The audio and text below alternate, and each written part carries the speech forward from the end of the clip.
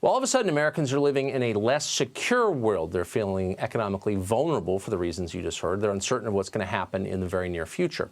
In any crisis like this, it's important that leaders help the public feel safe, secure, and confident. All of a sudden, those daily briefings from the president have been helping, I think, in that way. But in some parts of the country, the authorities are doing just the opposite. In Los Angeles, Cleveland, other cities, officials have begun releasing prisoners early. They want to do that anyway, of course, but now they can say it's to contain the coronavirus. They're not explaining how exactly. They're just doing it. Congresswoman Ayanna Pressley wants the federal government to join in this by releasing its own prisoners. Watch. You know, what is the guidance, both for those that are incarcerated and for staff, and that the BOP use their full powers? I think now would be the time to commute some sentences, to exact clemency, and to take care of our most vulnerable. 10% of those that are incarcerated are over the age of 60 and already have an underlying condition. We should be using compassionate release. Notice there's no compassion for the normal people huddled in their homes. Sitting there as thousands of criminals are released onto the streets. Nobody cares about them. She doesn't. That's obvious. But there's more. In many cities, authorities are actually ordering police to stop protecting the public, to stop doing their jobs. In the city of Philadelphia, police have been ordered to avoid arrests, even for significant crimes. Drug offenses, prostitution, vandalism obviously are tolerated. But now, burglary and car theft get a pass. A person could break into your home in Philadelphia and not be arrested. Imagine that. Instead, the police will just issue a summons for a later court appearance and send them on their way with a prayer that they'll show up. In Fort Worth, police will no longer make arrests for theft under $100 or for vandalism. Vandalism.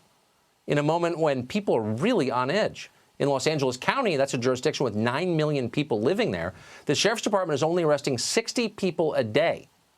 In a jurisdiction of 9 million, that's down from 300 a day before coronavirus. All of this is exacerbating, obviously, what is a very volatile situation. Schools are closed, meaning that there are millions of teenagers with nothing to do. Most of them are good kids, obviously, but they are teenagers. And some will be troublemakers because that's what they're like. Young people. So how will they behave when they realize they can loot stores, steal cars, or trash public places without the police responding to it? What do you think this is? You know what it is. It's a recipe for chaos, and people can feel it.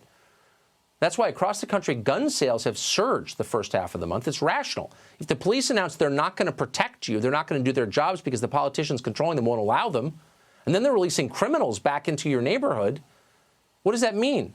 It means it falls on you to protect yourself and your family. But you knew that. But some in power can't handle that idea. The mayor of Champaign, Illinois, for example, is claiming emergency powers that include the right to suspend gun sales. The mayor of New Orleans is claiming even more power. She claims if she wants to, she can ban the transport of weapons too, effectively abolishing concealed carry. Obviously, it's tyranny, but it's deeper than that. So the government fails to protect you. It makes your life more dangerous, and then it tries to prevent you from protecting yourself. What is that? Think about that for a minute. It's really ominous.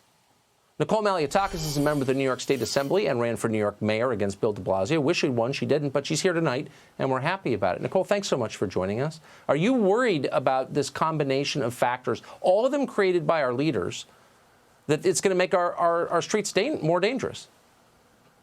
Absolutely. It's absolutely disgraceful that we have elected officials that are actually entertaining this during a crisis emergency situation. We should be instead calming people down.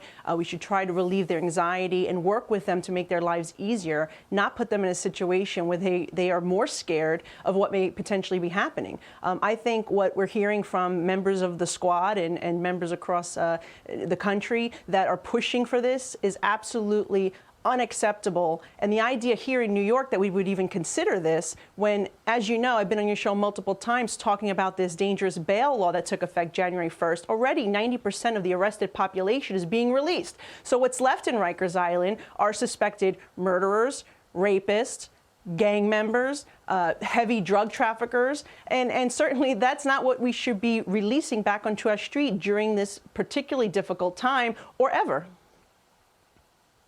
So I'm not a paranoid person. I assume good intent among the people I disagree with. You know, I think most people kind of want to make the country better. But if you see a concerted effort to make the country more dangerous, more chaotic, what are you looking at? Why are they doing that? What's the idea behind this? Do you know?